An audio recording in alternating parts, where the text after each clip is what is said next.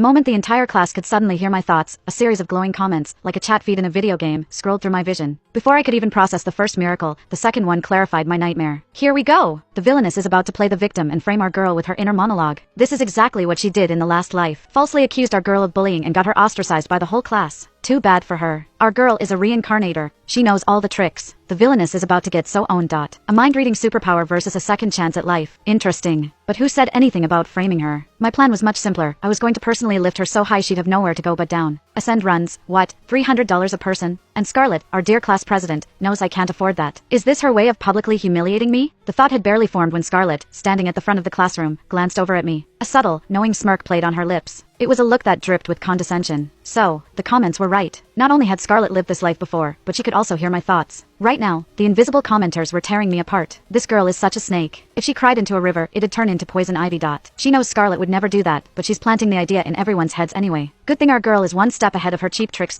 So what if she's the real heiress in the end? Even her billionaire parents are embarrassed by her. Scarlett is in a different league entirely. I mean, you gotta feel a little bad for the villain. Switched at birth by the nanny, then dumped on a mountain to die just to protect the secret. That's no excuse for what she did to our girl. She used her powers to ruin her life and get her killed. She deserves everything she gets.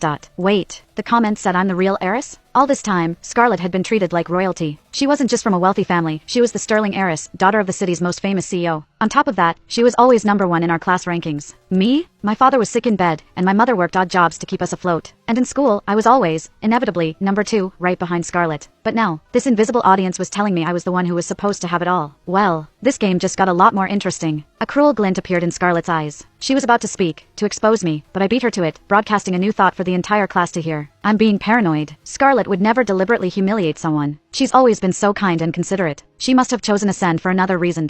I let the thought hang in the air for a second before adding the masterstroke. Wait, what if she's planning on treating the whole school? Maybe she mentioned it to our class first so we wouldn't feel awkward when she made the big announcement. A surprise for everyone before graduation? The effect was instantaneous. Jessica, a girl in the back row who lived for gossip, shot up from her seat. No way. Scarlett, are you really treating the whole school? That's amazing. The classroom exploded. Wow. Ascend? I've only seen that place on TV. Scarlett, you're the best. That must cost a fortune. Of course she can. She's a sterling. She's probably treating the whole school, not just our class. Scarlett's smile froze on her face. Her fingers dug into the edge of the lectern, the veins popping on the back of her hands. I saw a flash of pure panic in her eyes. According to the comments, her original plan was just to look generous in front of our class, win some points, and put me in my place.